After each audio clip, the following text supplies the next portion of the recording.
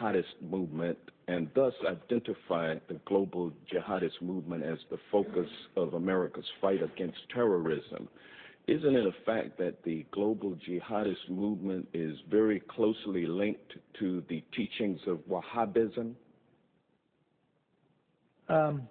Yes or no? Yeah, I would say they draw inspiration in a perverted sense, but yes, I would say, and Robert may want to elaborate on that. But the two big global jihadists are Al Qaeda and ISIL. And they draw their inspiration from the Wahhabi strain of Islam. Isn't that correct? Yes. And the Wahhabism is a 18th century offshoot of Sunni Islam, which began in the land that has come to be known as Saudi Arabia. Isn't that correct? And Wahhabism seeks to purify Islam by getting rid of a number of human behaviors and practices that it considers to be sins against Allah. Correct? Correct. And Wahhabism is a strict, fundamentalist, highly intolerant strain of Islam.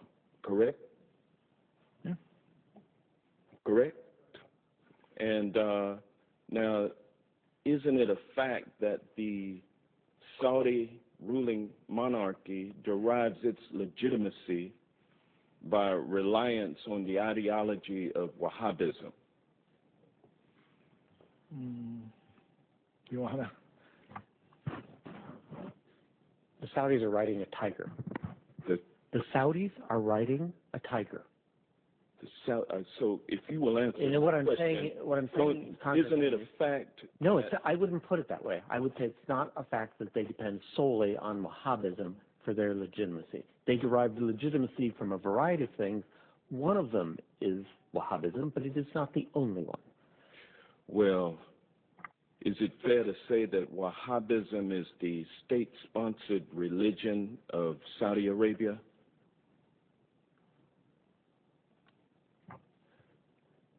Yes, the Saudi government sanctions Wahhabi imams in their major mosques. Well, as a matter of fact, the Saudi monarchy promotes Wahhabism through official state-sponsored mosques and through religious schools known as madrasas all over the world. Isn't that correct? Yes. And isn't it true that the Saudi government, Wahhabism throughout the world, based on its oil and gas revenue? Absolutely, the government's revenues, directly or indirectly, help the proselytizing that you mentioned.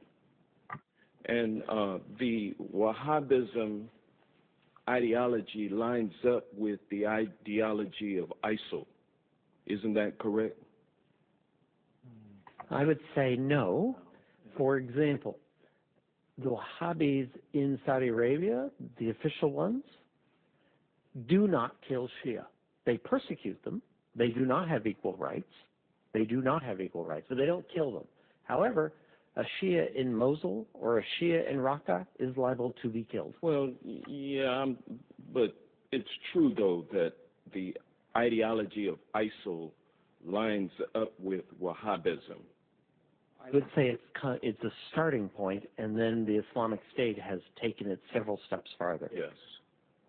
And is it fair to say that Saudi support for the teachings of Wahhabism create fertile ground for ISIL recruitment efforts? I think Saudi promotion of Wahhabism is absolutely a problem in terms of Islamic State recruitment.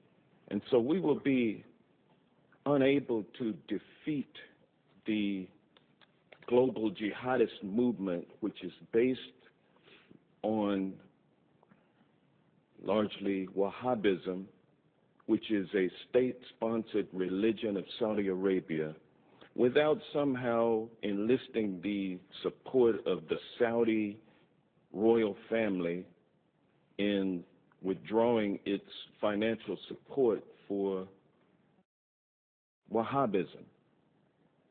Is that a fair assessment? So in the discussion we had earlier about dealing with radicalization in the first place, this is what you're talking about, right? I think Saudi Arabia is a center of where that needs to take place. So there needs to be a discussion with the Saudis about their support for Wahhabism and how it should be treated and how they should think about it. So absolutely right. What was the latest amount of arms that we sold to Saudi Arabia? The latest shipment, I think it was, what, $100 million worth of arms?